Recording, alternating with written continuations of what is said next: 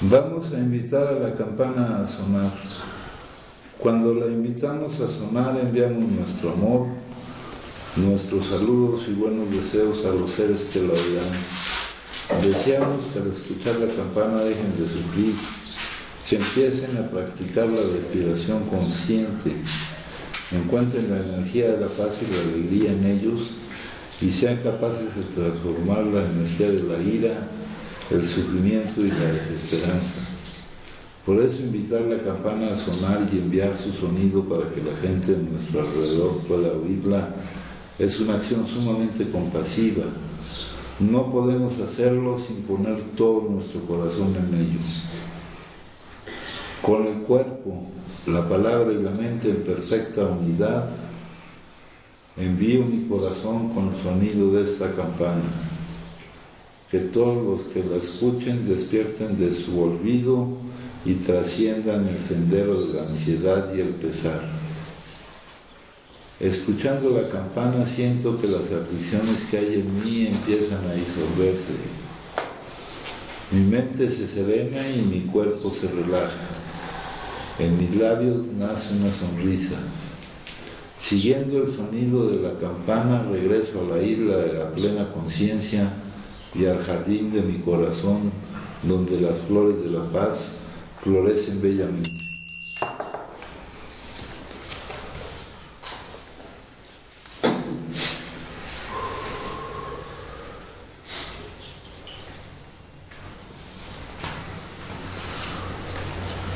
Dirección buena y ordenada. Cuando empezamos a amoldar nuestra voluntad a la de Dios, es cuando comenzamos a usarla debidamente.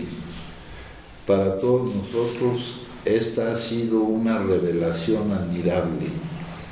Nuestro error ha sido el mal uso de la fuerza de voluntad. Con ella tratamos de demoler nuestros problemas en vez de tratar de que estuviera de acuerdo con las intenciones de Dios para con nosotros.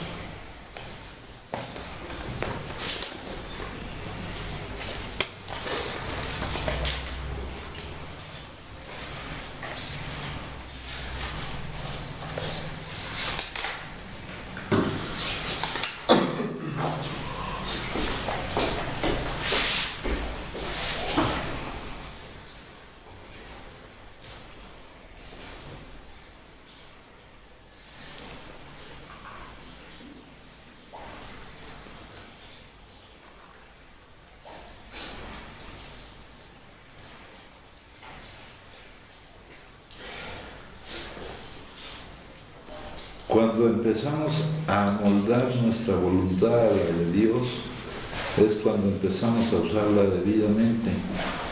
Para todos nosotros esta ha sido una revelación admirable.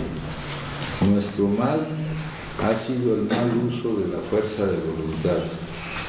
Con ella tratamos de demoler nuestros problemas en vez de tratar de que estuviera de acuerdo con las intenciones de Dios para con nosotros.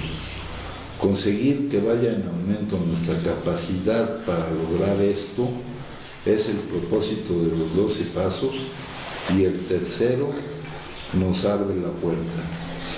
Bueno, volvemos a hablar de la práctica espiritual esencial, la aceptación de lo que es. Dice, no tengo que hacer más que mirar hacia mi vida pasada para ver a dónde me ha conducido mi obstinación. Simplemente no sé qué es lo mejor para mí y creo que mi poder superior lo sabe. Dios no me ha fallado nunca, pero muy a menudo me he fallado a mí mismo. Valerme de mi terquedad en cualquier situación tiene el mismo resultado que tratar de forzar la pieza que no corresponde del rompecabezas, el agotamiento y la frustración. El tercer paso abre la puerta al resto del programa. Cuando pido a Dios que me guíe, yo sé que sea cual sea el resultado, será el mejor posible.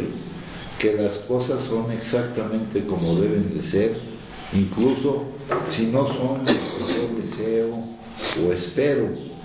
Dios hace por mí lo que yo no puedo hacer por mí mismo si dejo que lo haga. Bueno, de nuevo la aceptación de lo que es basada en la confianza. ¿Verdad? Aquí nos dice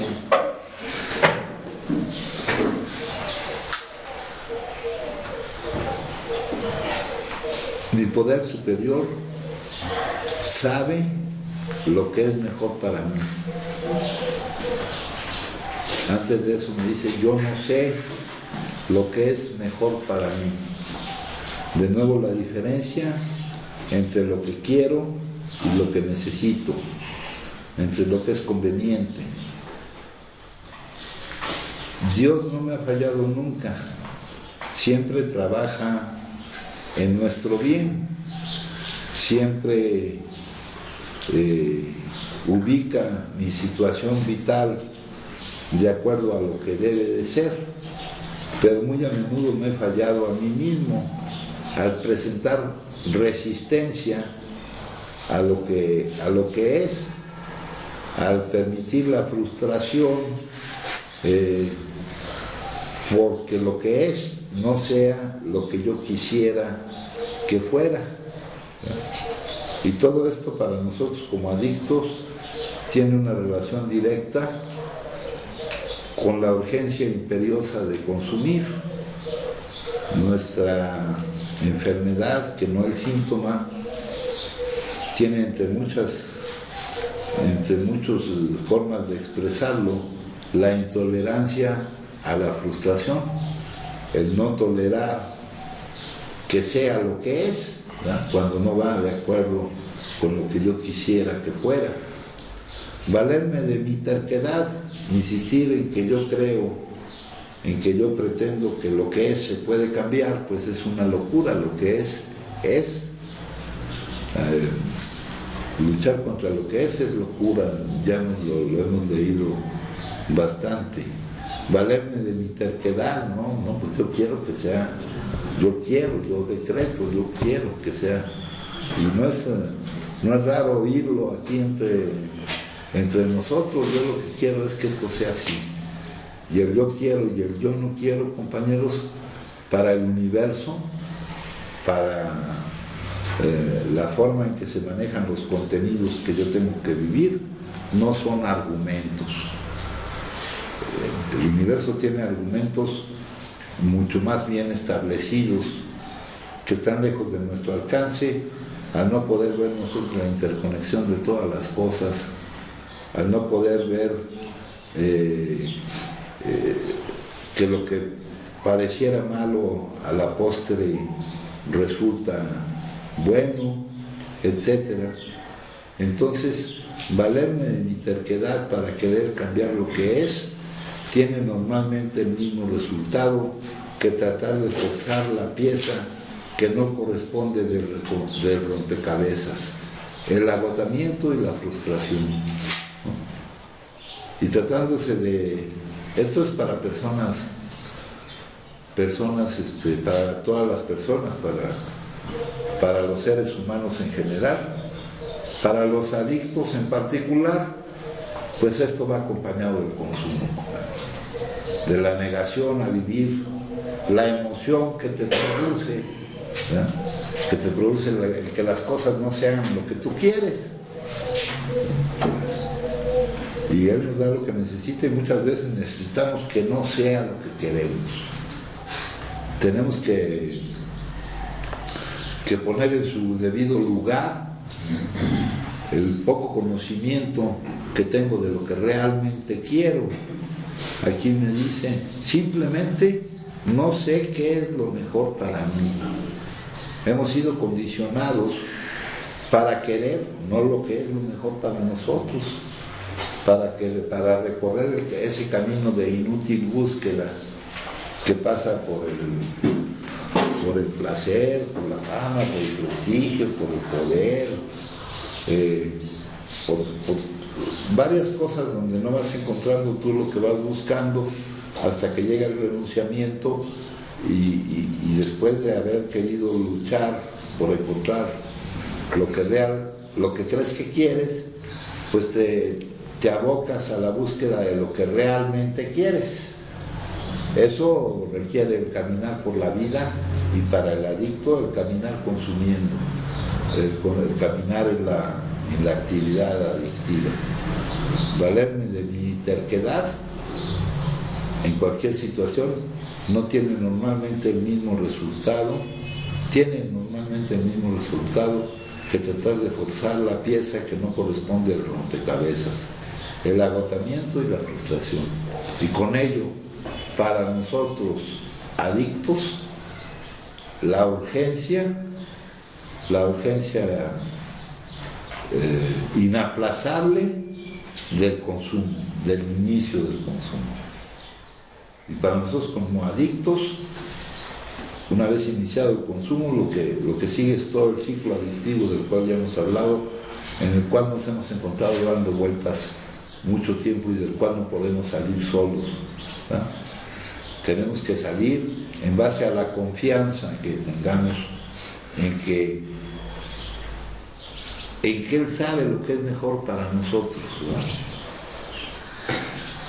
Pero romper los condicionamientos de creer que yo sé lo que es bueno, lo que es malo, ya lo hemos mencionado muchas veces, buena suerte, mala suerte, tenemos un total desconocimiento. A través de nuestro pensamiento nunca podemos pensar en el todo, siempre sucede lo correcto para el todo. La sabiduría del mundo para Dios es pura tontería, porque la sabiduría del mundo procede de un proceso de pensamiento, y el pensar fragmenta, siempre te coloca en determinada perspectiva. Y dado nuestro egoísmo, nos coloca en una perspectiva muy cercana que no nos permite ver lo que es nuestra vida, no nos permite ver que somos hijos de Dios y que nos tiene en sus manos, en sus planes con maestría divina, ¿verdad? Es una obra maestra magnífica, donde están todos los colores, todas las texturas, todos los sabores, todas las emociones, pero puestas a esta distancia, pues no alcanzas a ver qué forma tiene, o es como ver un rico tapiz por el reverso, donde solo ves los nudos, ¿no? Se aproxima demasiado a lo que tú crees que eres, porque no es eso lo que eres.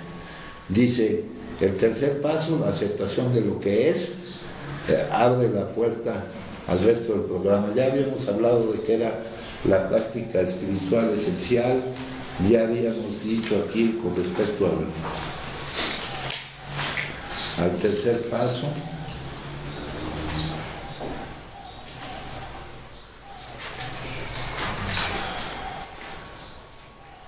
La eficacia del programa, o sea, llegar al resultado. Acordémonos que este es un programa pragmático, donde el juicio de valor lo da su utilidad. ¿Para qué te sirve? Para que salves tu estado de impotencia, de no poder no consumir, y en realidad puedas tener otra reacción ante la vida. La eficacia del programa dependerá de la sinceridad y formalidad que hayamos puesto para llegar a la decisión de poner nuestras vidas y nuestra voluntad al cuidado de Dios, tal como cada quien lo concibe, no nuestra decisión de ponerlo, a nuestra decisión de que no haya en nosotros rebeldía, resistencia o conflicto por lo que sabemos que es un hecho, no es una concesión. Nuestras vidas y nuestras voluntades están al cuidado de Él, como cada quien lo concibe. Aquí no es decidimos poner, pues vamos a darle chance a Dios de que se hagan las cosas a su manera. No, pues tú síguete negando a que se haga lo que Dios quiera. Vas a seguir batallando con la pieza del rompecabezas que no encaja, y vas a seguir con la frustración, porque la inevitabilidad de la voluntad de Dios es algo absolutamente seguro, ¿no? Ya habíamos hablado que, tratándose de Dios, ni cabe el término de voluntad. El término de voluntad permite cierto juego entre lo que se quiere y lo que es. Para él no hay ese juego entre lo que se quiere y lo que es. Para él no hay el querer, para él hay el presentar su designio y nada más. No hay probabilidad de que no hay ese juego que se va implícito en la palabra voluntad. El tercer paso abre la puerta al resto del programa, la práctica espiritual esencial, el descansar, de tratar de manipular tu voluntad ha declinado ante la derrota, ¿verdad? Cuando ya has hecho todo lo posible por medio de tu voluntad y no logras nada, esta tiene que declinar, y para esa energía se necesita la energía del dolor que esto te ha causado, compañeros.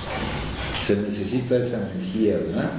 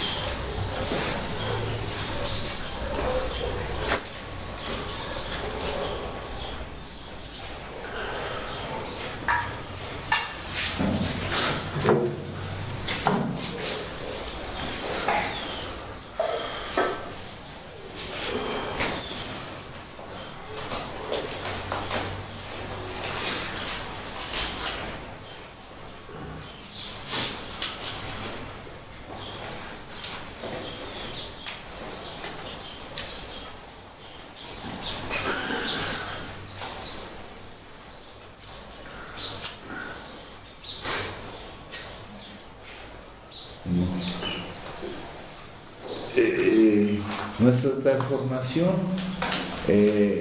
realmente sí necesita venir de nuestra oscuridad, de nuestro dolor. Es un requisito.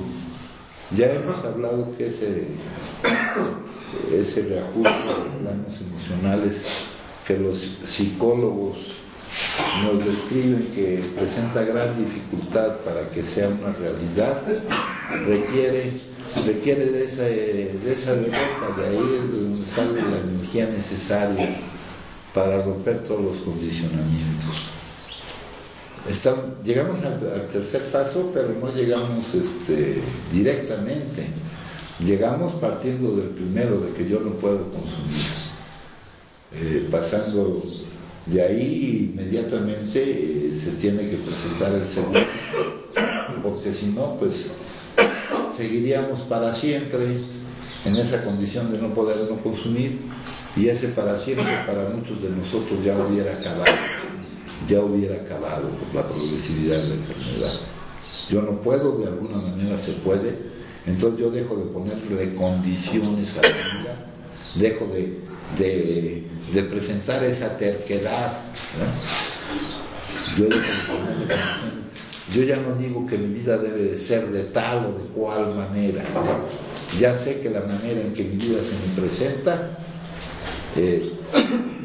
no me produce conflicto, ni resistencia, ni rebeldía, porque está avalada por la confianza que tengo en él. Una confianza que es necesaria para que se me devuelva la cordura de no consumir de nuevo la primera. Esto de las rompecabezas y de la frustración, compañeros, pues es un impedimento total al hecho de que no se consuma la primera. Es un impedimento total de no volver a cometer la misma locura de siempre. El consumo continuo y compulsivo a pesar de las consecuencias adversas. ¿No? Hay que ponernos en nuestro lugar, compañeros, y ponerlo a él en su lugar. Dice, Dios hace, las cosas son exactamente como deben de ser. Yo tengo esa confianza.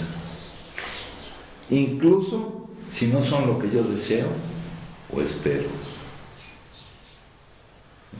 La confianza hágase tu voluntad, no la mía. 1000 veces prefiero que se haga su voluntad porque es la mejor de las voluntades para mí. Incluso si no son lo que yo deseo o espero. Pero ese paso hay que darlo. Nosotros como adictos, si no lo damos, implicará la ley de la gravedad del dolor, que nuestro camino de salida de esta situación no sea gratificante y que se presente la ley de la gravedad del dolor. Viviendo como se vive de esta manera en base a la terquedad, no puede uno estar bien con la vida. Dice aquí, hace por mí lo que yo no puedo hacer por mí mismo, salir de ese ciclo adictivo, eliminar esa impotencia. Y aquí dice una cosa que no viene a cuento. Si dejo que lo haga, Él lo hace por mí. Si yo no me resisto a que lo haga, si no presento resistencia a lo que es, porque al presentar resistencia,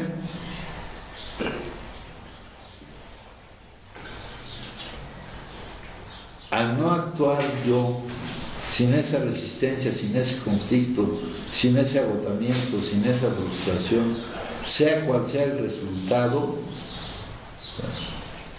se volverá a presentar la misma situación. Dice en el segundo paso que podría devolvérsenos la cordura, y ese podría condicionar. La condición no la pone Él, la condición la ponemos nosotros. Él nos está devolviendo la cordura. ¿De quién depende de que sea un hecho? De que lo aceptemos, compañero. De que ya nos demos cuenta de que así es la vida. De que no da resultado jugar a ser Dios. Ya lo intentamos un buen tiempo. Tal vez queramos seguirlo intentando. Nuestra voluntad personal debe declinar, y lo que necesitamos es que realmente nuestra voluntad se amolde a la de Él, ¿verdad? En la junta de ayer o antier les leí algo al respecto a Confucio, ¿no? Cómo logró ese camino. Pues para nosotros es un camino obligado, ¿no?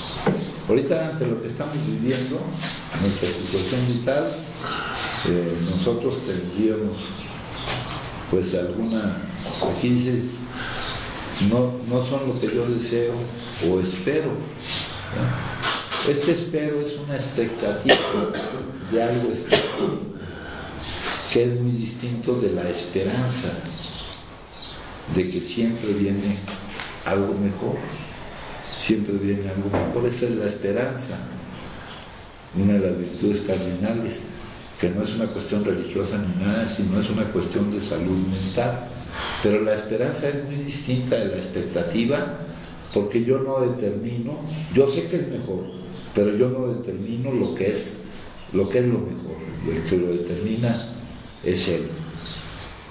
Entonces, dirección buena y ordenada, nos dice aquí, ¿verdad? Yo no le pongo condiciones a la vida, yo no tengo esas capacidades de decir, debe de ser así, debe ser esto. Yo no presento apegos, los apegos se tienen que ir cayendo solos. Para nosotros como adictos, donde el síntoma de que no pase todo esto que les estoy diciendo será el consumo, pues es una cuestión que es necesaria, y la utilidad de esta cuestión la da, lo valioso de esta cuestión para mí es la utilidad que tiene. ¿Y qué utilidad que tiene? Que yo pueda tener una vida posible ante la imposibilidad de que mi insistencia en determinado camino se lleve a cabo. lo cual será siempre imposible estando presente el consumo. Si gustan compartir, compañeros, ¿cuál será la voluntad de Dios? Me preocupa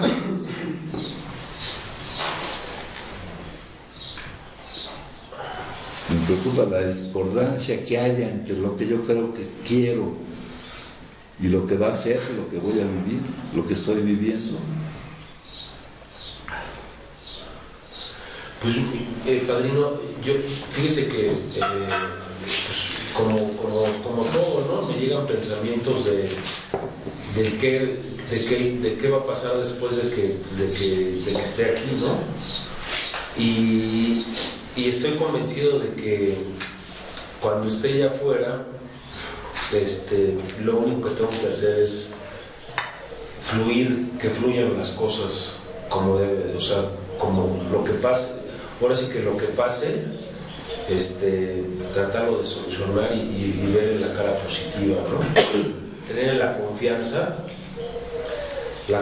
de que lo que me está poniendo en el camino, pues es lo correcto, ¿no? Ahorita, por ejemplo, que hablé la semana pasada con mi jefe, pues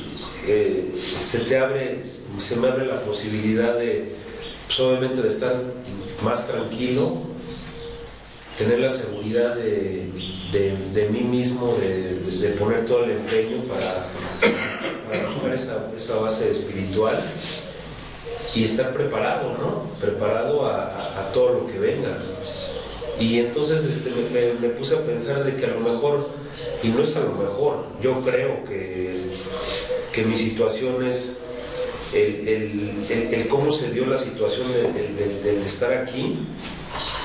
Yo creo que él mismo me mandó para prepararme con solidez para todo lo que viene más adelante, ¿no? Más adelante, en cuestión de mi madre, que ya tiene cierta edad, y pues pueden pasar muchas cosas, ¿no? Y para esas cosas que puedan pasar, pues uno tiene que estar preparado, ¿no? Bien preparado para que no me desvíe del camino que él me está dando, ¿no?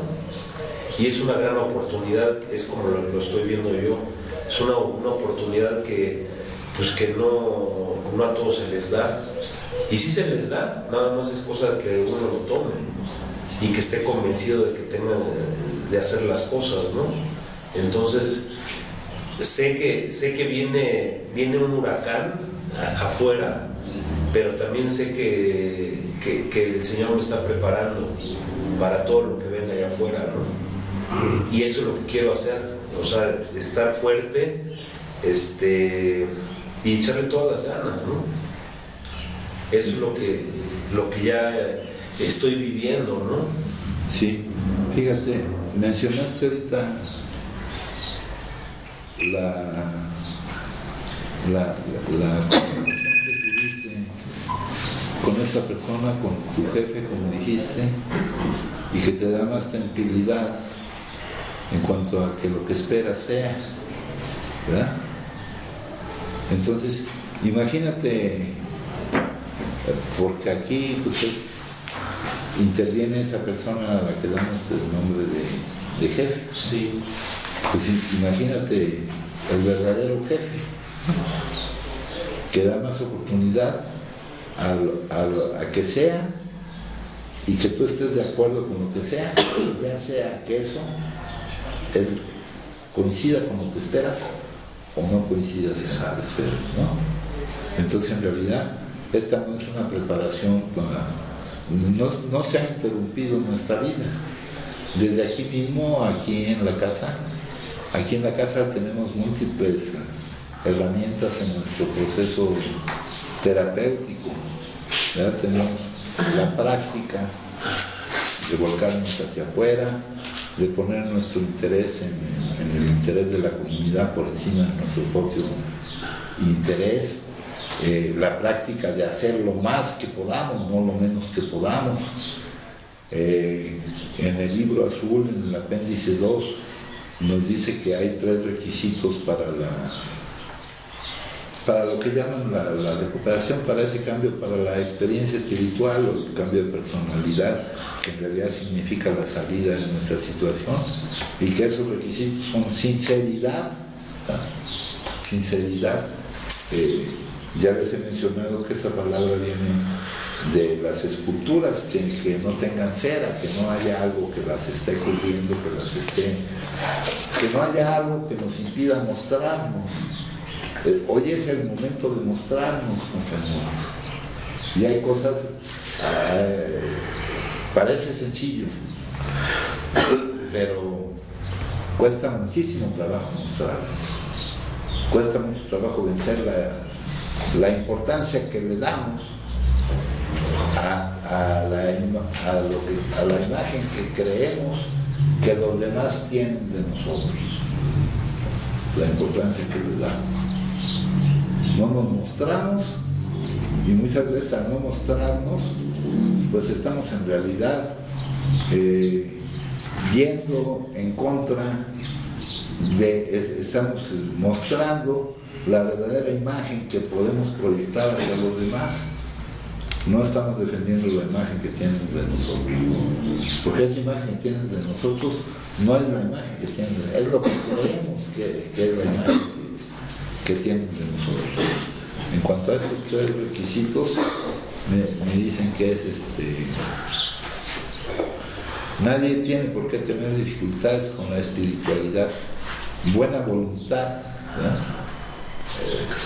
Tú diriges tu voluntad a hacer algo, pero la puedes dirigir a disgusto, ¿no? Sí estás dirigiendo, pero no, la estás dirigiendo de forma que te causa un disgusto eso que haces. Nuestra salida debe ser gratificante, porque si no vuelve a operar la ley de la gravedad del dolor. Buena voluntad, sinceridad, la capacidad de mostrarnos. Por acá, el otro día, la filosofía de las comunidades terapéuticas, o no sé si está en lo de las comunidades terapéuticas, estamos aquí para actuar nuestra patología frente a nuestros pares, ¿no? Para mostrar nuestra enfermedad. Si somos enfermos, ¿qué es lo que vamos a mostrar? Bueno, no, para mostrar lo malo, el trabajo que nos cuesta cumplir con cada una de estas herramientas, de estos pequeños objetivos en el camino, de poner por encima de nuestros intereses los intereses de la comunidad, de hacer lo más que se pueda, de actuar al 100%. Eso lo menciona en los 4 acuerdos toltecas, ¿verdad? Que también es espiritualidad. Buena voluntad, una mente abierta, una mente que no esté llena de lo que yo creo, una mente abierta, una mente que aquí, pues, algunos de nosotros tratamos de aferrarnos a nuestras viejas ideas. El resultado fue inútil hasta que nos deshicimos de ellas sin reservas. Venimos aquí a desechar ideas, emociones, actitudes, a vaciar nuestra mente para que entren estos nuevos contenidos, ¿no? Dice, son los elementos para encontrar la salida, pero son indispensables. Si quisiéramos hacer un pronóstico de cómo va nuestro proceso, o sea, no es cuestión de...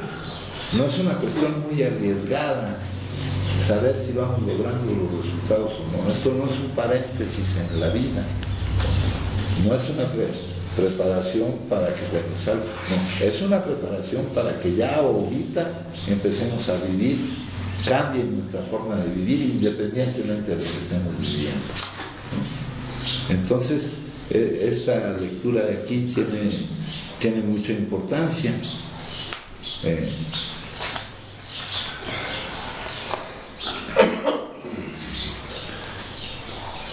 nos causa conflicto, nos causa temor que su voluntad no coincida con nuestra voluntad, compañeros. Que no sea lo que deseamos o que no sea lo que esperamos, compañeros. Nuestra confianza en Él no llega tanto como para que no haya ese temor. Esa es una pregunta para todos nosotros, ¿no?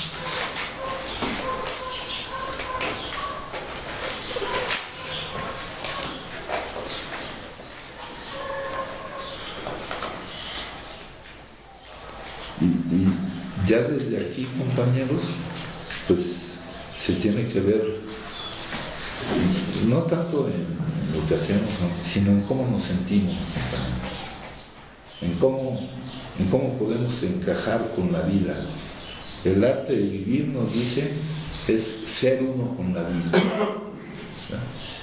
Es darnos cuenta de que la vida es la que nos vive a nosotros.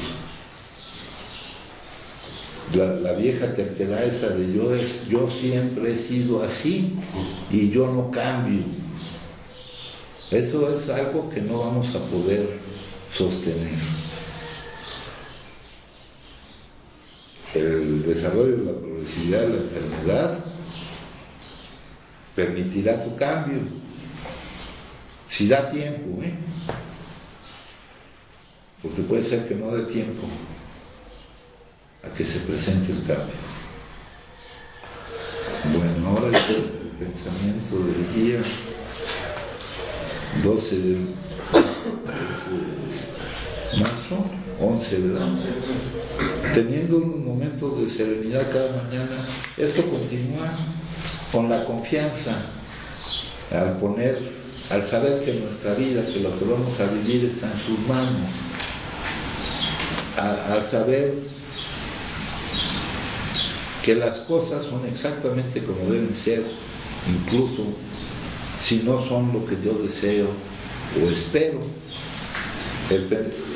Ya llevamos un buen tiempecito tratando ese tema aquí en la lectura del pensamiento del día, teniendo unos momentos de serenidad cada mañana. Aquí le falta algo.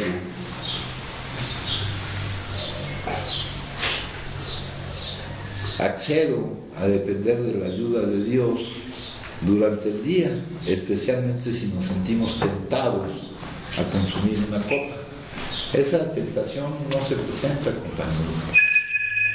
Este es lenguaje condicionado, ¿no? Va muy bien con eso de que llames a alguien antes de consumir y no después, ¿no? Cuando se presenta esa urgencia inaplazable del consumo, ese mandato bioquímico, por tu negación a vivir la emoción que surge de lo que piensas acerca de lo que estás viviendo, ¿no? No hay tentación, hay un mandato, en una de las traducciones es deseo imperioso, pero yo le cambio el nombre para no confundirlo con la dependencia física de la que nos habla el doctor Silworth. Yo le pongo urgencia inaplazable, urgencia inapelable. Una urgencia que te lleva al consumo sin que sea una decisión tuya, sin que sea una elección, donde no hubo la posibilidad de que eligieras otra cosa. Para que cuadre todo eso, sabiendo que el consumo no es una elección, no hubo la posibilidad. Ya esto lo ves cuando pasa y tú puedes creer que hubieras podido elegir el no consumir. Pero la admisión de nuestra enfermedad y el conocimiento de la misma, que es lo que se da en el primer paso, nos lleva a saber que no había manera de que fuera distinto ante ese manejo que hace nuestro cerebro. Dice, si nos sentimos tentados, lo que debemos de evitar es sentirnos tentados al dudar, al permitir que nuestra confianza en Él se debilite al tomar en cuenta lo que deseo o lo que espero en específico, la expectativa. Y cada noche podemos honradamente dar gracias a Él por la fuerza que nos ha concedido para que la discordancia posible que haya entre lo que yo quiero, entre lo que deseo, entre lo que espero, ¿verdad?, no me lleve a reaccionar de esa manera. Dice aquí, así nuestra fe se fortalece. Ya les mencioné que este fortalecimiento de la fe es el camino de creer que de la creencia en algo posible a la confianza, a la certeza en algo seguro. Dice aquí, se fortalece en estos momentos tranquilos de oración. También, ya habíamos visto, escuchando a otras personas, ¿no? Cuando ya tenemos la capacidad de no sentirnos diferentes, de ver que en nuestro caso es el mismo caso de todos los que tienen esta enfermedad, ¿no? El proceso de abstracción de las cosas, de pasar de lo concreto a lo abstracto, es tomar en cuenta las características similares que tenemos todos, dejando de lado las características particulares que nos hacen creernos diferentes. El dejar de pensar que lo que aquí se dice se aplica a los demás, pero no a mí. Dice aquí,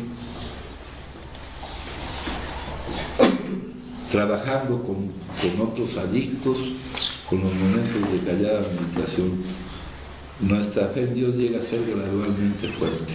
Va caminando hacia esa confianza, ¿verdad?, para que esa confianza ya no sea debilitada por lo que nosotros, dice aquí, por lo que nosotros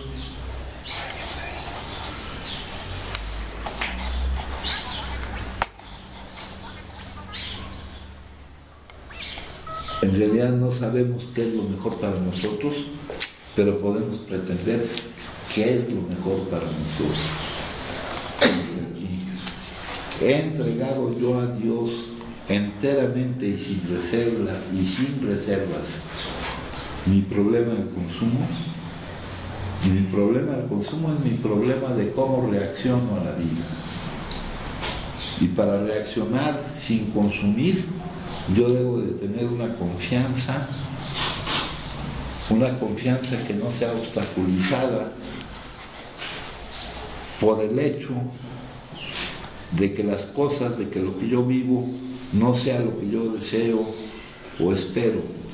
Una confianza que me permita afirmar emocionalmente, de acuerdo a lo que siento, que las cosas son exactamente como deben de ser. Sacar del juego a mi pensamiento y a mi voluntad.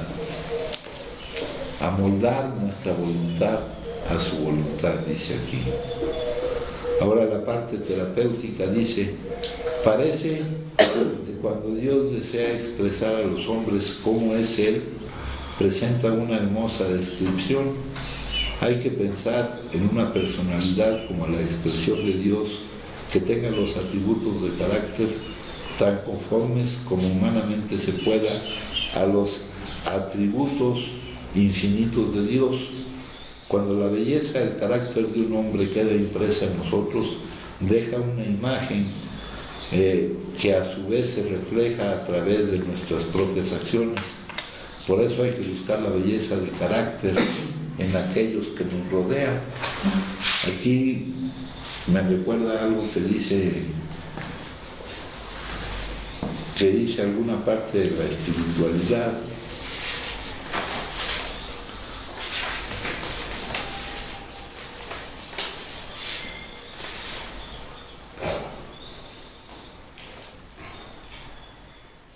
que dice que somos creados a imagen y semejanza de Dios, según cita la Biblia en un versículo del Génesis. El hombre dice aquí: por estar hecho a imagen y semejanza de Dios, el hombre se conoce partiendo de la grandeza de Dios que se refleja en sí mismo. El hombre es imagen de Dios. Esta interpretación está presente en la siguiente cita de un monje medieval: conócete porque tú eres mi imagen, y así reconocerás esa imagen que soy en ti, me encontrarás en ti. Al mismo tiempo, según San Bernardo, el hombre tiene que reconocer ciertamente que él es una imagen divina desfigurada. Reconócete como imagen de Dios y sonrójate por haberla recubierto con una imagen extraña. Piensa en tu alcurnia y avergüénzate de tal defección. No ignores a tu hermosura, a la que tanto daño haces con tu frialdad.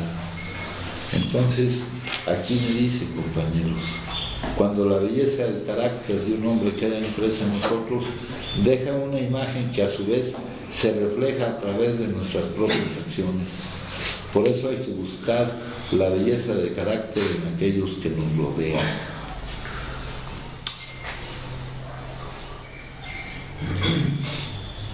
Debemos de tratar de crecer a la posibilidad de la imagen que llevamos en él para lograr esa semejanza que pueda ser proyectada también hacia los demás. Luego poder contemplar almas grandes hasta que su belleza de carácter llegue a formar parte de mi alma. Pido poder reflejar ese carácter en mi propia vida. Acá muchas veces leemos lo que se dice, pero tratar de entenderlo pues no siempre es fácil, ¿no? Entonces, ¿cuál es nuestra finalidad aquí? Crecer. Dice de la humildad, ¿verdad? La humildad es reconocer lo que somos. La humildad es la verdad, reconocer lo que somos, pero seguido por un esfuerzo para llegar a ser lo que podemos ser. Y lo que podemos ser ya está plantado en nosotros, pero en el camino del crecimiento espiritual, no en el camino del crecimiento material. Entonces eso es lo que me dice este pensamiento del día. Si gustan compartir, me dicen, ¿eh? Sí, sí. Y por ejemplo, estando en ese camino de amoldar mi voluntad a la de Dios, no me puede venir ese mandato biológico, bioquímico de beber, estando en el camino del que hablas. Sí, aquí es un camino que debe de ir aproximándose más a lo que deseamos, ¿verdad? Sí. Dice: yo tengo esa aceptación de lo que él ordena, de lo que él pone, en base a que sé que el resultado que él ponga en mi vida es el mejor posible. Ajá. Incluso si el resultado no es el que yo deseo o espero. Y esto es cuestión de práctica todo el tiempo. Ajá. Para que no se produzca en nosotros esa emoción que origine el mandato bioquímico. Tú ante lo que ves, Tienes que ir aumentando su confianza en Él e ir desechando la capacidad que atribuyes a tu pensamiento en base a la terquedad de querer jugar su papel para que mi vida sea como yo quiero que sea. Nunca lo voy a lograr. Ese es el aprendizaje. ¿Y qué es lo que puede reforzar esto para que estemos cubiertos mientras vamos progresando hacia allá? Pues lo que hemos vivido en base a cuando hemos vivido en base a esa terquedad, ¿verdad? El tratar lo que nos ha causado el seguir con esa terquedad, el agotamiento, el no estar cansados de que la frustración se presente en nosotros. Mientras más confíe en Él, menos probabilidades de que sí. Mientras más confíes en ti y le quites a tu voluntad, a tu pensamiento, a lo que tú deseas, a lo que tú esperas, le vayas quitando valor, sabiendo que lo mejor para ti, el mejor resultado, es el mejor posible. Las cosas son exactamente como deben de ser, ¿verdad? Sí, la experiencia que estamos viviendo en todo momento es la que debemos estar viviendo. Y la prueba de que es la que debemos estar viviendo es que la estamos viviendo. Sí. Sí, compañero. Ahí lo que también puede entrar, padrino, es el empezar a dejar de etiquetar las cosas, ¿no? O sea, el empezar a ver que pues, es su voluntad de Dios, sea cual sea, ¿no? Porque ya cuando la mente empieza a decirles que lo que me conviene, lo que no me conviene, o lo que es bueno, lo que es malo, pues es cuando empieza a entrar ya, o me empiezo a desviar de ese camino, ¿no? Del que usted está hablando ahorita. Sí, aquí podemos repetir el cuentito ese de buena suerte, mala suerte, ¿no? Un viejo labrador, se le escapó un caballo y sus vecinos dijeron que es mala suerte. Él dijo, buena suerte, mala suerte, quién sabe. El caballo regresó con una manada de caballos salvajes, qué buena suerte, mala suerte, quién sabe. Se subió el hijo del labrador a domar el caballo y se rompió una pierna, qué mala suerte. Buena suerte, mala suerte. Y hasta el final vamos a determinar que siempre es buena suerte. ¿Quién sabe? Vinieron a reclutar a los jóvenes, ya no se lo llevaron porque estaba lastimado. ¡Qué buena suerte! La moraleja es, dejemos que el que está acomodando todas esas cosas decida si es buena o mala suerte. Y lo que él va a decidir es que es buena suerte, porque lo que lo liga con la manifestación de él en nuestra vida es el amor, ¿no? Iban caminando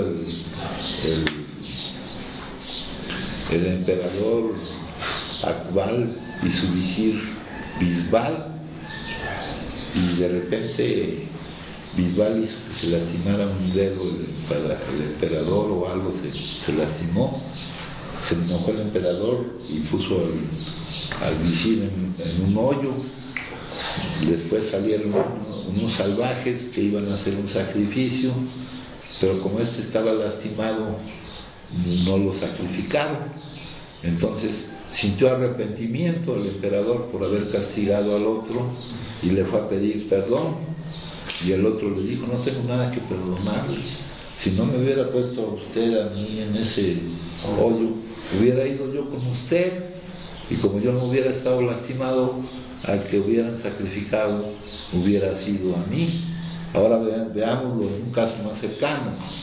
Nosotros que vivimos lo que hemos vivido, nuestra actividad adictiva, pues ha sido para bien. Lo que parecía malo fue bueno, y así va a ser en todos los casos. Lo que parecía malo va a ser bueno. Hablaba Óscar ahorita de la oportunidad que estamos teniendo. Estamos teniendo la oportunidad de tener acceso a lo que toda la humanidad necesita.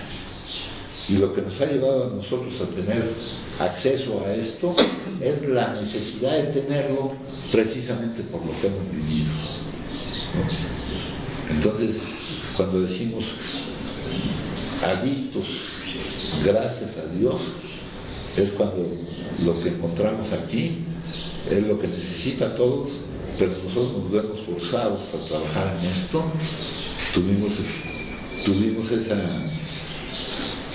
Fuimos empujados a trabajar en esto, ¿no?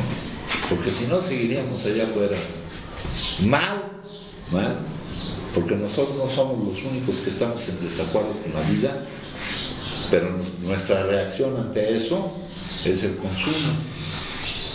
Pero allá afuera hay un montón de gente que no embona con la vida, que no está para la vida, que no ve qué es lo que puede aportar, que todavía no entiende cómo funciona realmente la vida.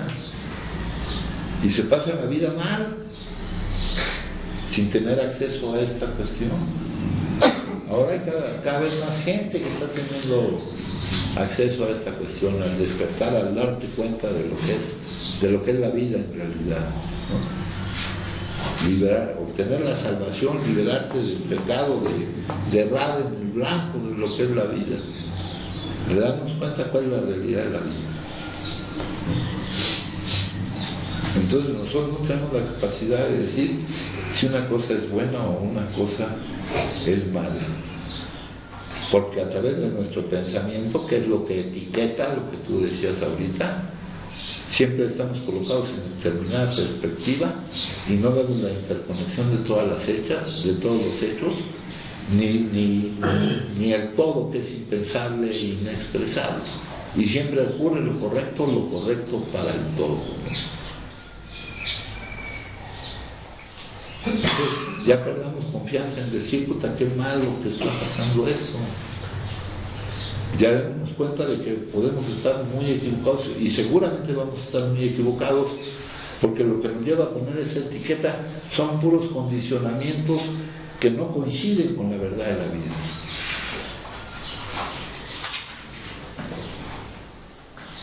Por ahí creo que no lo traigo por aquí.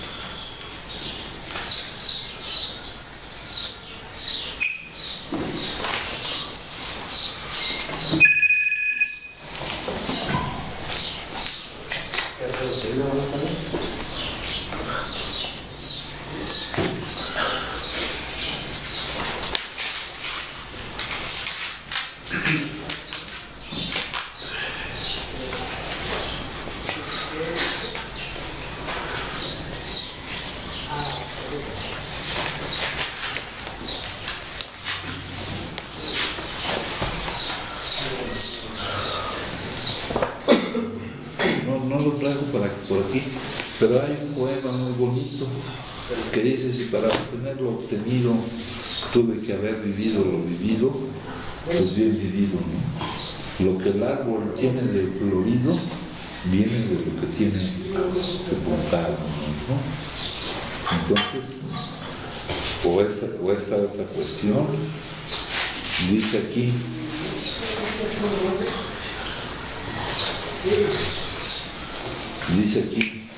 vamos a ver qué es lo que se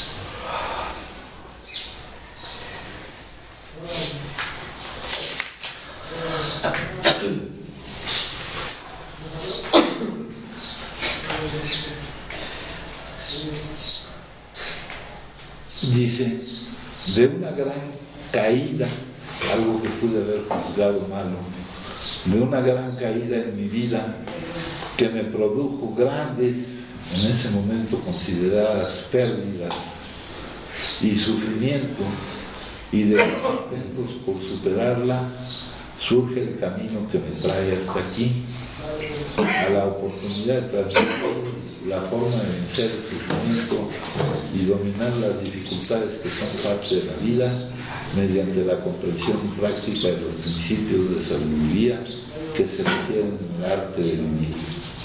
La mayor parte de las personas no viven bajo estos principios y en consecuencia experimentan insatisfacción, miedo, ansiedad, inseguridad, frustración, tristeza, desesperación y otras emociones negativas que nos impiden disfrutar de un verdadero bienestar. Así llegó el momento en que se generó en mí la energía necesaria para deshacerme de los modelos mentales colectivos que han vinculado a la humanidad con el sufrimiento y colocarnos en el plano espiritual, la realidad de la vida, accediendo al estado de bienestar ausente en la vida de la humanidad. Hace mucho tiempo se empezó a gestar en mí esta transformación salvadora. Al tener la necesidad de buscar la salida de mi situación, utilizando algunos instrumentos, como el instrumento terapéutico del servicio, de poner por encima de mis propios intereses el interés de la comunidad,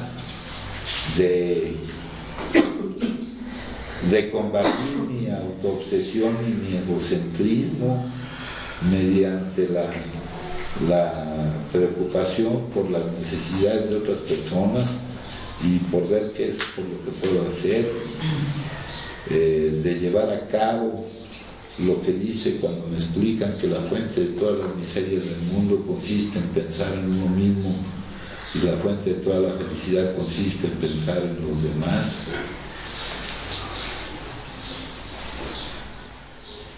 Esto me trajo hasta aquí y me ha dado enormes beneficios, ¿no?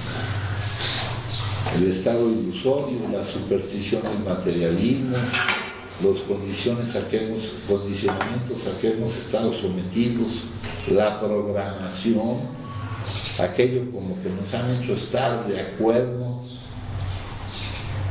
el tomar nuestra percepción sensorial como prueba de la realidad y las capacidades que hemos atribuido a nuestro pensamiento nos han llevado a vivir en un estado ilusorio, en un estado que no tiene contacto con la verdad, con la realidad, que no corresponde a la realidad de nosotros mismos, del universo en que vivimos y del sentido de la vida.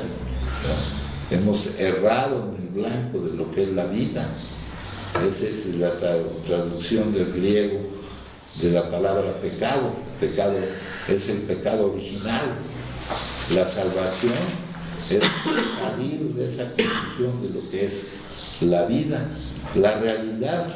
Podemos dejar de identificarnos con lo que no somos, con el falso yo, con el ego, y tener acceso a nuestra verdadera identidad, modificando así toda nuestra manera de comprender y experimentar la vida, el cambio.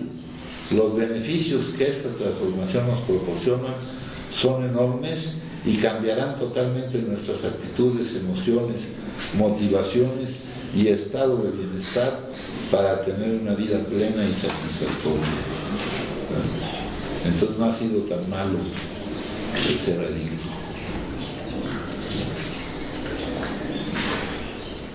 Pero para eso tienes que recorrerte para darte cuenta, ¿no? Entonces, ya leímos esta y esta, ¿no? Ahora vamos con la tercera.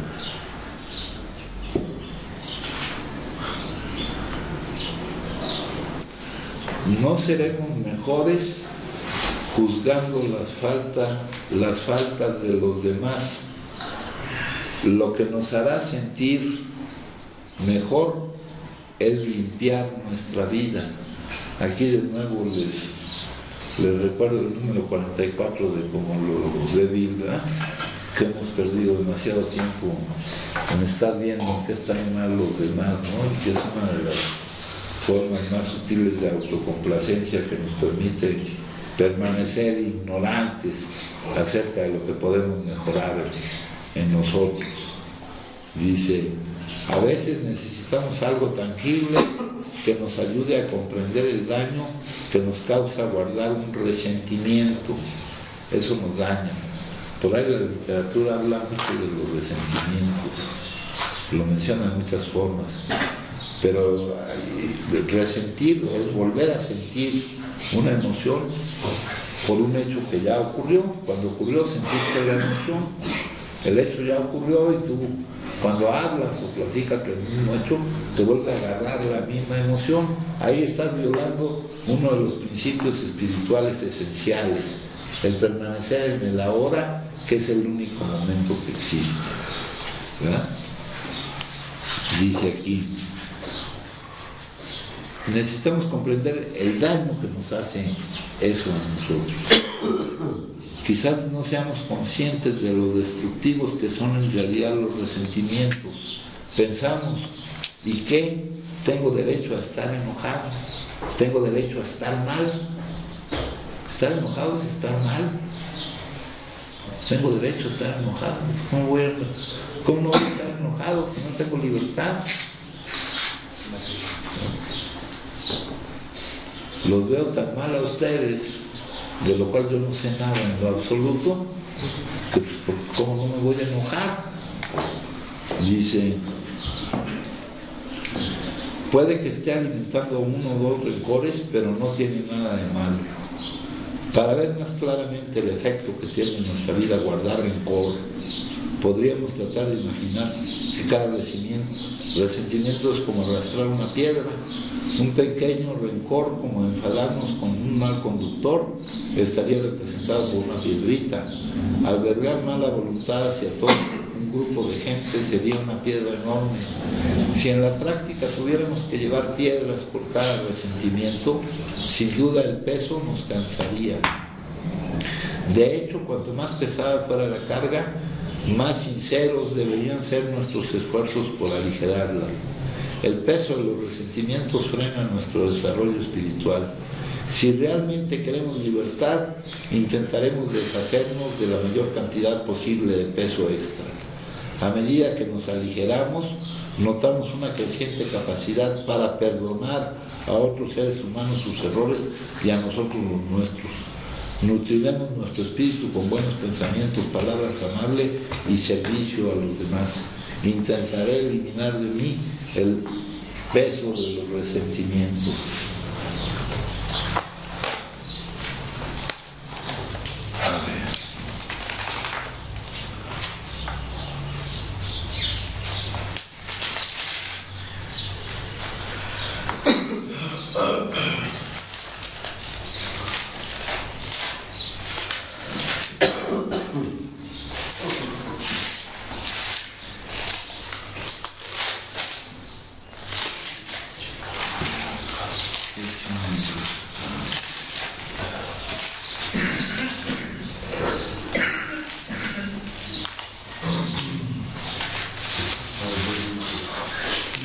Aquí dice, inocente e intachable. Nunca consideréis a la gente como buena o mala, sino pensad siempre que toda persona es plenamente egoísta, ambiciosa, malvada, estúpida, pero también inocente e intachable. Esa es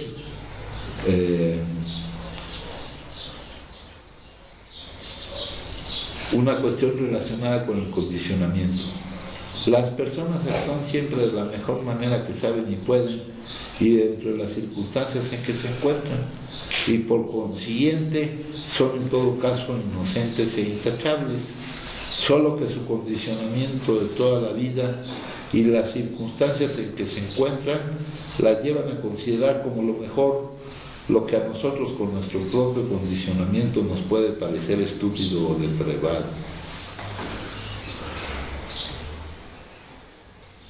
Aquí se subraya el papel de los condicionamientos previos en la conducta humana.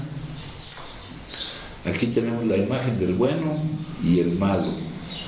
Si dividimos a la humanidad en buenos y malos, con imágenes bíblicas para recargar mal las tintas, sin caer en la cuenta de que al hacer eso estamos usurpando el papel de Dios, con funestas consecuencias para nuestra vida social y nuestro desarrollo personal. Anécdota de que si los buenos fueran blancos y los malos fueran negros, la pequeña María Luisa sería a rayas. En la tradición cristiana, los santos se han visto siempre a sí mismos como los peores pecadores. Un santo es santo hasta el momento en que se entera que lo es. San Agustín decía, si Dios no me tiene de su mano, por ahí voy yo también. Tú, Señor, fuiste quien quitaste la ocasión. Todos llevamos al santo y al pecador dentro. No hay lugar para la vanagloria por un lado,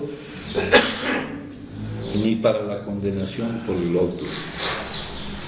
Es esa humildad bíblica, en esa humildad bíblica está la base dogmática y psicológica del poder aceptar a todos los hombres como en esperanza y humildad nos aceptamos a nosotros mismos. No juzguéis, mandó Jesús con firme claridad, y nadie le hizo caso.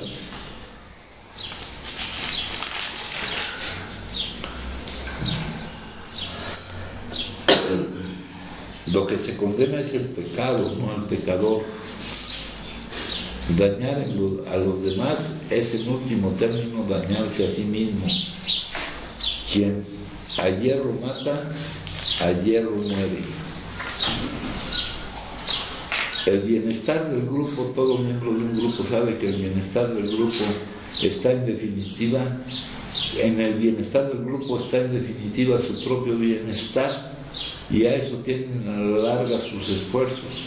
Los resultados pueden ser dispares y extraños porque el entendimiento humano hace cosas extrañas, pero el motivo de origen es la autopreservación y con él la preservación necesaria de los demás. La maldad por la maldad queda descartada. Separar cuidadosamente por una parte el juicio práctico de lo que esa persona representa para mí y por otra el juicio moral de lo que ella es en sí.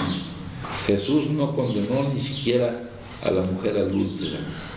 Cuando personas con quienes vivimos y trabajamos se portan con nosotros de manera que nos disgusta o no tenemos derecho alguno a protestar o quejarnos de los que así actúan. Haremos bien sin duda alguna en protegernos y defendernos del daño que sus acciones nos pudieran causar, pero no tenemos nada contra las personas como tales. Está siendo plenamente egoísta, ambicioso, malvado, estúpido, inocente e intachable. Aprendamos a no culpar nunca a nadie. No hay nada que perdonar. El único perdón verdadero es caer en la cuenta que no hay nada que perdonar. ¿Ya? Vamos.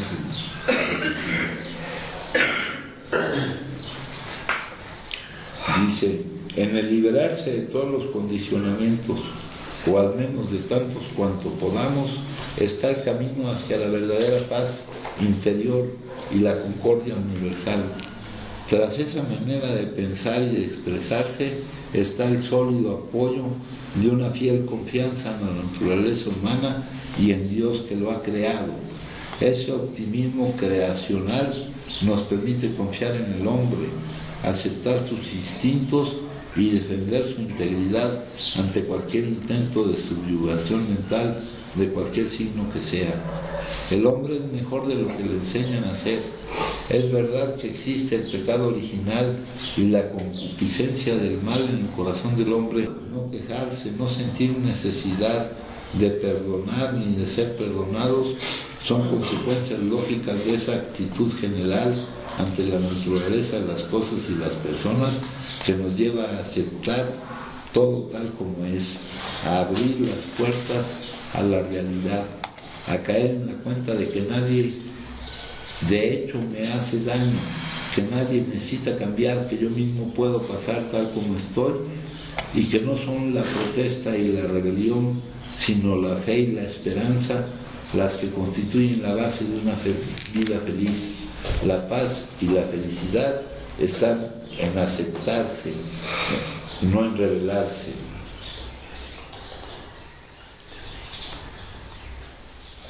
Ahora les voy a leer otra cosa que tenemos por aquí, compañeros.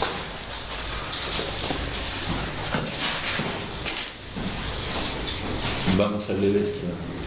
Dice: a ti, la persona con la cual tengas un resentimiento o lo hayas tenido, perdóname por fundirte con mis recuerdos, por no distinguir que eres un ser espiritual que amorosamente se prestó a la obra de teatro que protagonizamos en la tierra.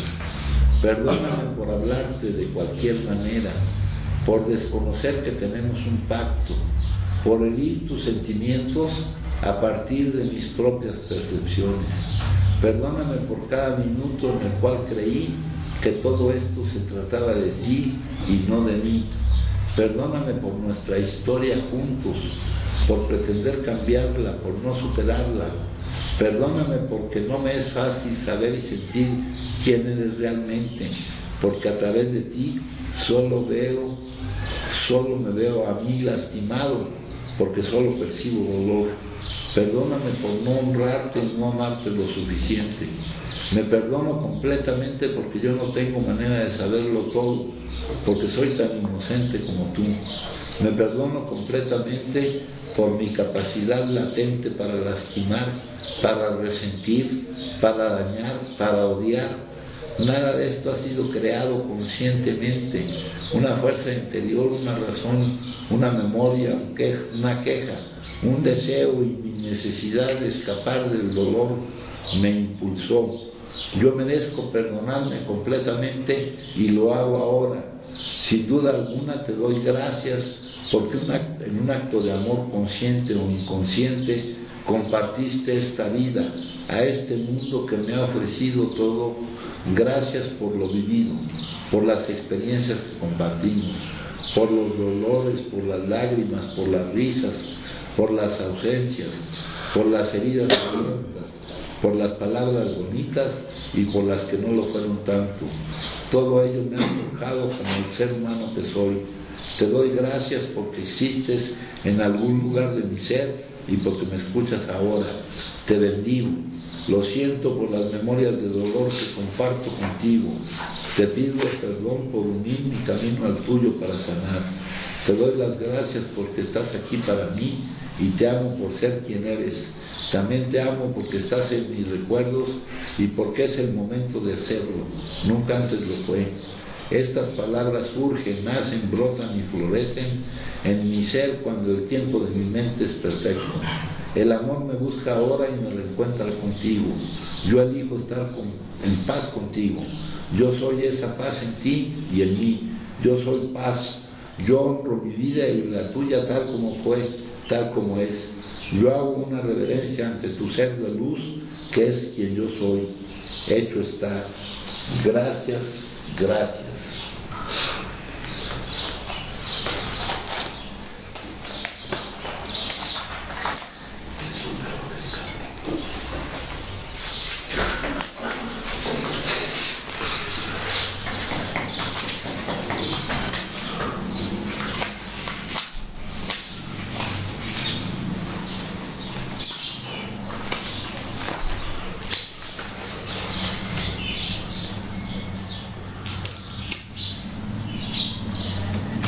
Qué rápidamente nos formamos una opinión de otras personas, qué rápidamente llegamos a una conclusión sobre ellas. A la mente egótica Le resulta satisfactorio etiquetar a otro ser humano, darle una identidad conceptual, pronunciar juicios severos. Cada ser humano ha sido condicionado a pensar y comportarse de cierta manera, condicionado tanto genéticamente por sus experiencias y su entorno cultural. No es que ese ser humano sea así, pero así es como se presenta. Cuando emites un juicio respecto a alguien, confundes los patrones mentales condicionados con lo que esa persona es. Esa acción en sí misma denota un patrón profundamente inconsciente y condicionado. Das a esa persona una identidad conceptual y esa falsa identidad se convierte en una prisión no solo para ella, sino también para ti.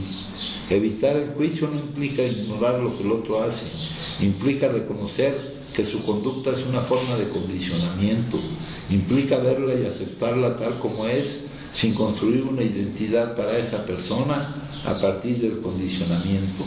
Eso te libera a ti y a la otra persona de la identificación con el condicionamiento, con la forma, con la mente.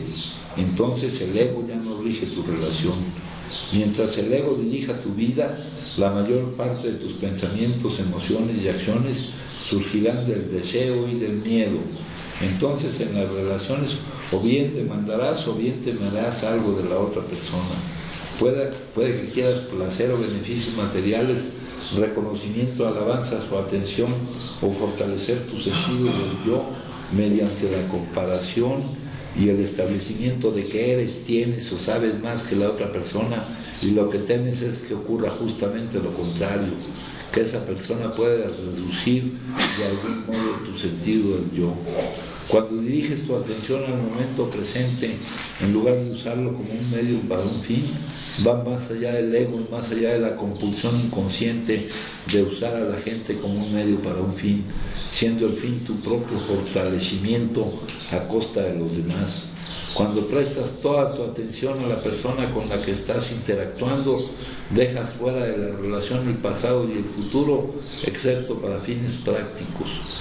Cuando estás plenamente en tus encuentros con otras personas, renuncias a la identidad conceptual que has creado para ellas, tu interpretación de quiénes son y de lo que hicieron en el pasado, y eres capaz de interactuar prescindiendo de los movimientos egóticos del deseo y el miedo.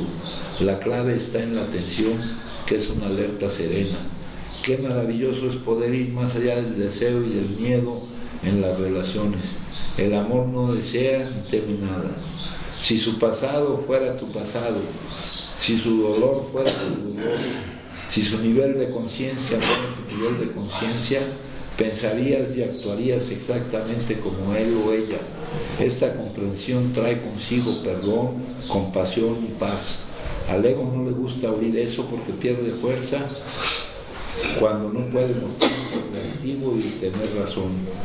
Cuando recibes como un noble invitado a cualquiera que venga al espacio de la hora, cuando permites a cada persona ser como es, él o ella empieza a cambiar.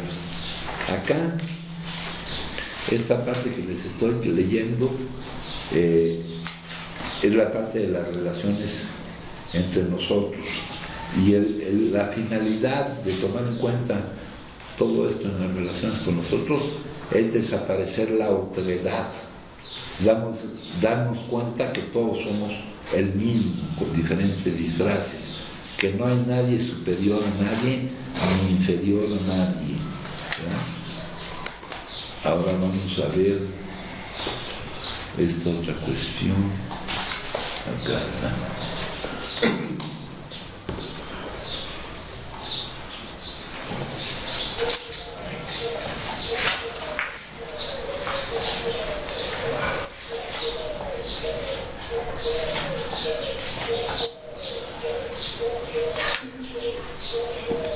Y perdónanos nuestras deudas, como también nosotros perdonamos a nuestros deudores. Es la oración dominical del Padre Nuestro. Esta cláusula es el centro de gravedad de la oración, la llave estratégica de todo el tratamiento espiritual. Notemos que Jesús ha compuesto esta maravillosa oración de tal manera que corresponde perfectamente a los estados sucesivos de desarrollo del alma y del modo más conciso y eficaz. No omite nada que sea indispensable para nuestra salvación, y sin embargo tan concisa es que no sobra ni un pensamiento ni una palabra. Cada idea ocupa su lugar en un orden lógico y armonioso. Algo más sería redundancia, algo menos la dejaría incompleta. Este punto que tratamos ahora concierne al factor crítico de perdonar las ofensas. Habiéndonos dicho lo que es Dios, lo que es el hombre, cómo funciona el universo, cómo hemos nosotros de hacer nuestra parte, la salvación de la humanidad y nuestras propias almas, nos explica cuál es nuestro verdadero alimento o provisión y la manera de obtenerlo. Y ahora viene la cuestión del perdón de los pecados. El perdón de los pecados es el problema central de la vida. El pecado es una sensación de estar separado de Dios y es la tragedia mayor de toda experiencia humana. Por supuesto que sus raíces están en el egoísmo. El pecado es un esfuerzo para obtener un bien al cual no tenemos derecho en justicia. Es una sensación de existencia exclusivamente personal, aislada, egoísta, mientras que la verdad del ser es que todo es uno. Nuestro ser real es uno con Dios, inseparable de Él, expresando sus ideas, testificando su naturaleza, el pensamiento dinámico del espíritu. Y como todos somos uno con el gran todo, del cual somos espiritualmente una parte, se sigue que somos uno con todos los hombres, precisamente porque en Él vivimos y nos movemos y somos todos en un sentido absoluto, somos esencialmente uno. El mal, el pecado, la caída del hombre representan la negación de esta idea en nuestros pensamientos. Tratamos de vivir sin Dios, de pasarnos sin Él, como si tuviésemos una vida independiente, un espíritu separado, como si nuestros proyectos, nuestros fines, nuestros intereses fuesen distintos de los suyos. Si tal fuese la verdad, la vida del universo no sería coordinada y armoniosa, sino un caos de rivalidades y de luchas. Siendo separados de nuestros prójimos, podríamos dañarlos, robarlos y maltratarlos, hasta destruirlos sin ningún prejuicio para nosotros. Más aún, cuanto más quitáramos a los otros, tanto más tendríamos en nuestro provecho. Mientras más pensásemos en nuestros propios intereses y más indiferentes fuésemos al bienestar de todos, tanto más poseeríamos. De ellos se seguiría naturalmente que nuestros prójimos tratarían de pagarnos en la misma moneda, y de ser ello la verdad, el universo entero se regiría por la ley de la jungla y acabaría por destruirse a sí mismo en la anarquía creada por su propia flaqueza. Afortunadamente ese no es el caso, y ahí reside la alegría de la vida.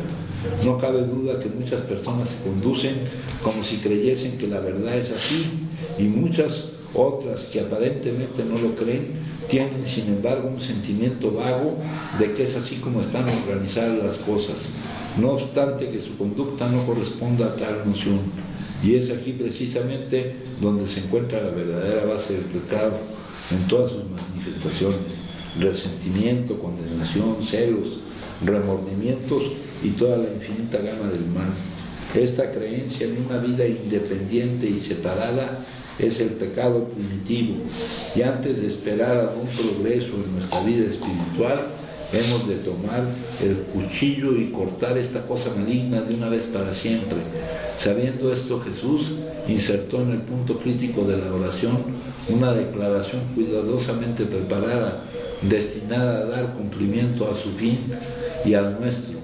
Su cláusula con respecto al perdón nos coloca en un trance definido, sin posibilidad alguna de escape, evasión, reserva mental o subterfugio de ninguna clase, a llevar a cabo el gran sacramento del perdón en toda su amplitud y poderoso alcance. Cuando repetimos inteligentemente la gran oración con reflexión y sinceridad, nos encontramos cogidos de repente, por así decirlo, en un callejón sin salida, no quedándonos más remedio que hacer frente al problema. Tenemos positiva y definitivamente que perdonar a todo aquel a quien de alguna manera debemos perdón, principalmente a aquellos que nos han ofendido. Jesús no deja lugar para ningún posible rodeo en este aspecto tan importante. Él compuso su oración con más habilidad que la de ningún abogado desplegaría jamás en redactar un contrato. De tal manera la ha formulado que una vez fija en ella la atención, nos es preciso o perdonar a nuestros enemigos con toda sinceridad o nunca jamás repetir tal oración. Si tratamos de recitarla sin perdonar de todo corazón, es probable que no podamos terminarla. Este gran precepto central se nos adherirá en la garganta. Notemos cuidadosamente que Jesús no dice: perdóname mis deudas y yo trataré de perdonar a los otros, o veré si puedo hacerlo, o yo voy a perdonar en general, pero reservándome ciertas excepciones. Él nos obliga a declarar que hemos perdonado en verdad y perdonado a todos, y es de este perdón que depende el nuestro. ¿Quién es aquel que posee gracia suficiente para decir en sus oraciones, sin anhelar al mismo tiempo el perdón u olvido de sus propios errores y faltas? ¿Quién sería tan insensato como para buscar el reino de Dios sin desear el verse redimido de su propio sentimiento de culpabilidad? Nadie, sin duda. Pues de la misma manera nos encontramos cogidos en la proposición ineludible de que no podemos demandar nuestra libertad antes de que hayamos liberado a nuestro hermano.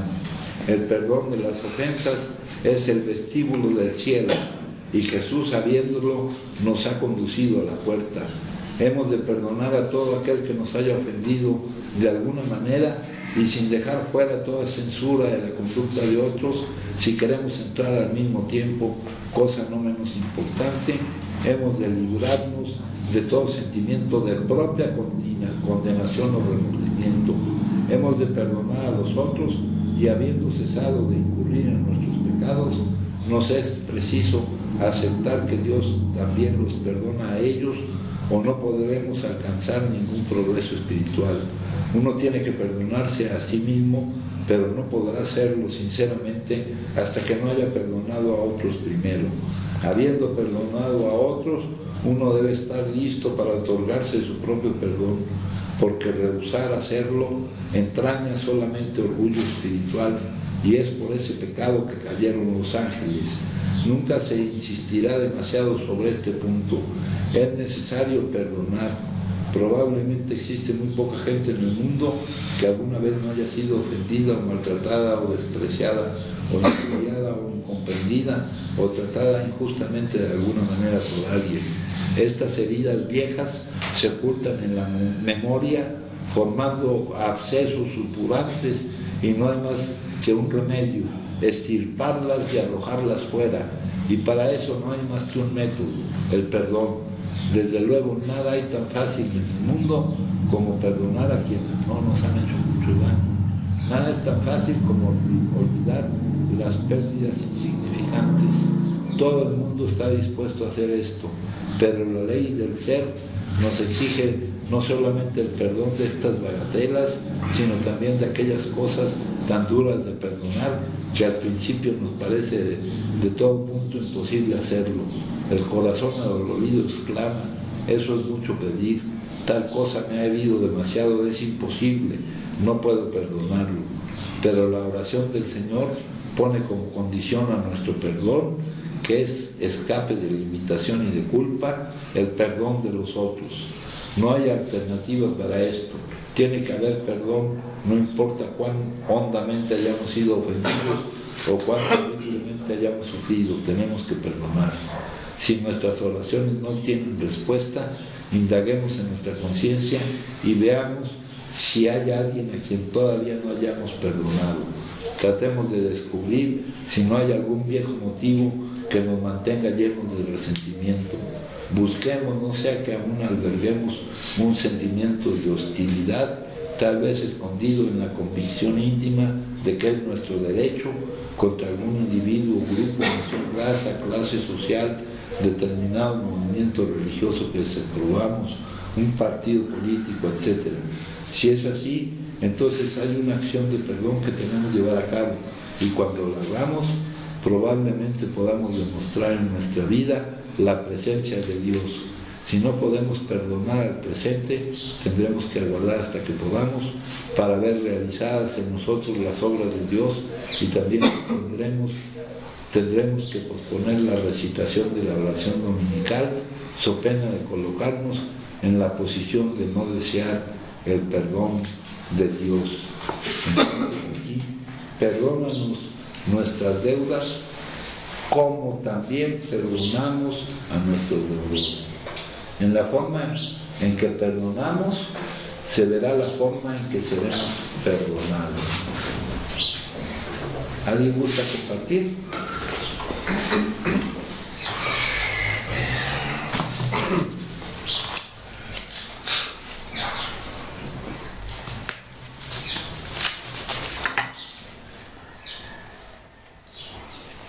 El resentimiento, dice nuestro libro, que es el ofensor número 1, ¿no?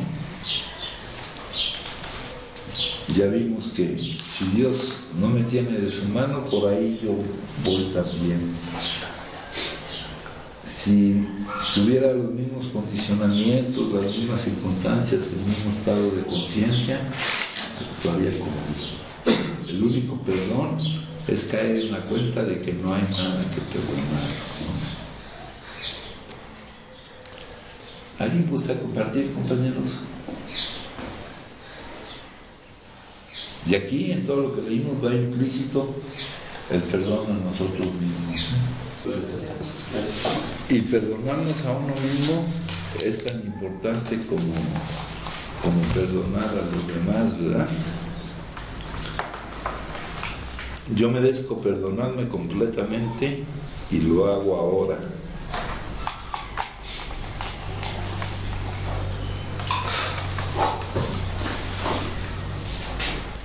Yo elijo estar en paz conmigo. Yo soy esa paz en mí. Yo soy paz. En realidad, esa es nuestra esencia, ese es Él que está en nosotros, ¿no? ¿Alguien más, compañeros? Bueno, por hoy no hay nada que perdonar, ¿no? Está muy claro, Perdónanos como nosotros perdonamos, ¿eh? Entonces hay que ver cómo perdonamos, ¿eh? Una pregunta, Pablo. ¿Se refiere a las dos formas? O yo entiendo el perdón y perdonarme a mí mismo, todo el daño que me he hecho y todo el daño que he hecho a la vez. A eso se refiere el perdón. A perdonarte, sí, en realidad, a caer en la cuenta que no hay nada que perdonar, ¿no? ¿No debemos de empezar a perdonarnos nosotros mismos, padrino? Sí, también. Sí, ¿verdad? Es tan necesario el perdón a nosotros mismos como el perdón a los demás. Hay algunas personas que luego se enferman y les preguntan, ya cuando ven que no hay muchas alternativas, que si no tendrán por ahí algo que perdonar o que perdonarse, ¿no? Si levantas la mano, hijo. No, pues, ¿No? no. Sí. Sí, entonces al ver yo si alguien me hizo daño, real o imaginario, me doy cuenta que no hay nada que perdonar. Nada que perdonar. Actuaron bajo sus propias circunstancias, bajo sus propios condicionamientos. Te estás formando un concepto, una imagen conceptual de esa persona, ¿verdad? Así como nosotros queremos liberarnos de esa imagen, ¿verdad? El yo que soy yo no puedes verlo. Ves la forma que soy yo, la forma en que me presento, en que actúo, pero mi esencia no la ves, ¿verdad? Esa forma que ves. Pero así como yo pido eso para mí, también lo pido para los demás. El tú que eres tú no puedo verlo, ¿no? Le preguntaron a Dios cómo era su creación y dijo que su creación era realmente buena. Sí. no es cierto que nosotros ahí en la creación, vamos a ver esta cuestión, dice, no es cierto que nosotros la hayamos echado a perder, ni que la persona otra la haya echado a perder la creación de Dios, ¿no? Acá no sé si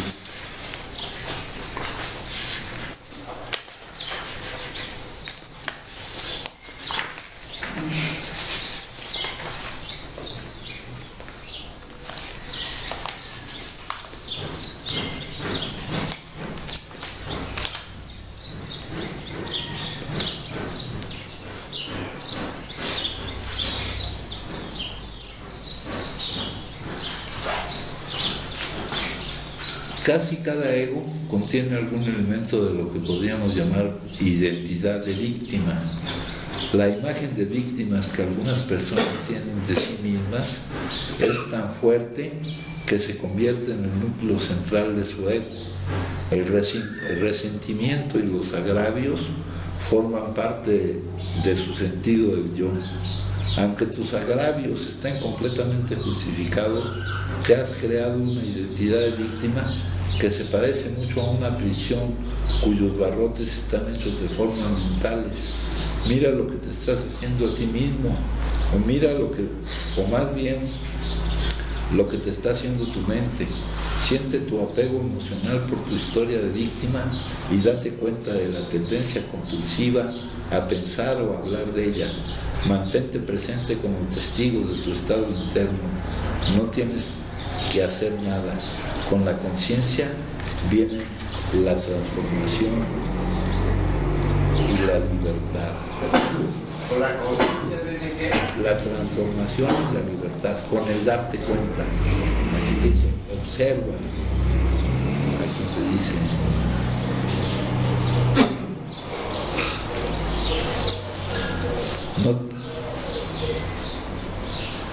mantente presente como testigo de tu estado interno. No tienes que hacer nada. Con la conciencia, con el darte cuenta, viene la transformación y la libertad. A ver, vamos a ver por acá.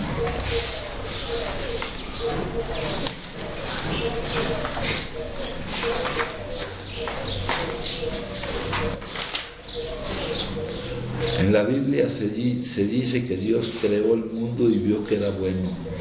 Eso es lo que ves cuando miras sin pensamiento, desde la quietud. Esa es la opinión de él. ¿Necesitas más conocimiento? ¿Crees que más información va a salvar al mundo? No.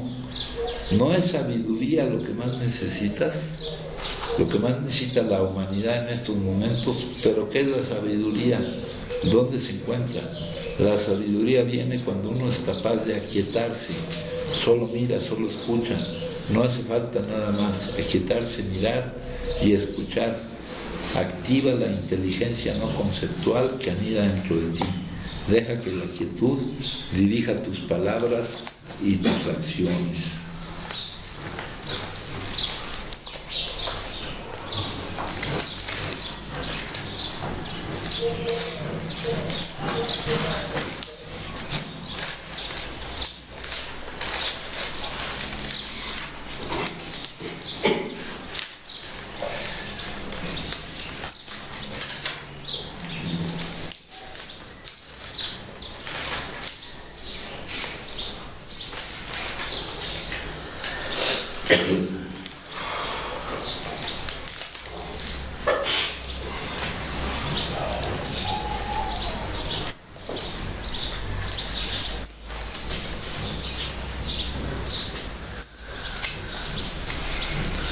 Todo este universo conmigo en él es la obra de Dios y en consecuencia la mejor y única manera como yo puedo entrar en ese universo y llevar a cabo mi salvación en él y a través de él es aceptarlo como don de Dios, verlo a él en todos los hombres y en todas las cosas y dejar que obren en mí su poder y su gracia con mi gratitud y cooperación. La opinión que Dios mismo tenía del mundo cuando lo hizo fue que era bueno de veras. Ahora lo podemos leer de otra forma. Todo este universo contigo en él es la obra de Dios y en consecuencia la mejor y única manera como tú puedes entrar en ese universo y llevar a cabo tu salvación en él y a través de él es aceptarlo como don de Dios, verlo a él en todos los hombres y todas las cosas y dejar que obren en mí su poder y su gracia con mi gratitud y cooperación. Una creación admirable y una redención aún más admirable. En cambio nosotros nos hemos olvidado de la maravilla y nos hemos quedado con la miseria. Tenemos que recobrar la visión completa del mundo en fe, que incluye sí la cruz, pero también la resurrección. Mirar la vida con los ojos de Dios es aceptarla. Ese es el primer paso de la salvación espiritual y de la salud mental.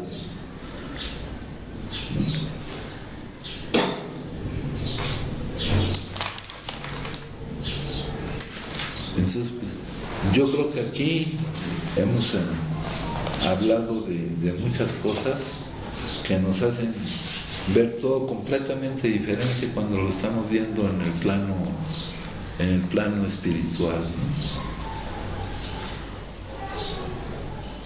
Y acuérdense que esto es, como decía la lectura esta de acá, decía aligerar la carga.